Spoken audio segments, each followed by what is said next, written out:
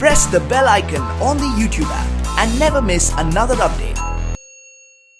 Hey, what's up guys, this is Roy and welcome to another fixing video on this channel. And today we have this Samsung J2 smartphone, and few days ago by mistake it get a little bit water damaged, so I decided to take it on Samsung service center, but they told that there is a problem with the LCD.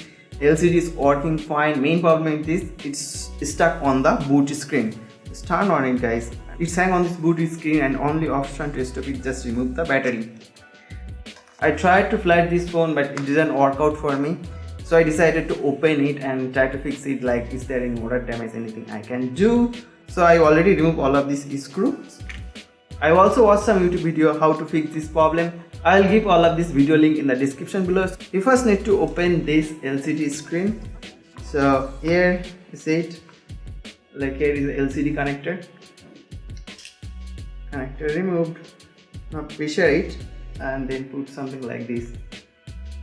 Spray tools, and I already removed it guys, but I'm showing you like how I remove this thing. So it's already removed. The LCD will be removed from the phone. Okay. Now after opening the LCD, I saw here a little bit trace of water damage, so I remove it. So take a hard plastic like this,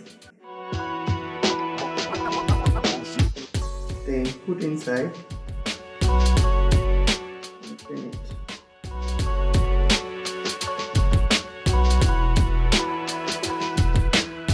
Then I clean this corrosion using a brush, and I also clean this connected ribbon. After closely observing, I noticed that there is a tracing path. There is a path here. It's removed because of the water damage. It gets corroded and there is no connection. And now if I able to fix it, I probably able to fix the phone. Now I'm removing little bit plastic insulator so I can solder here.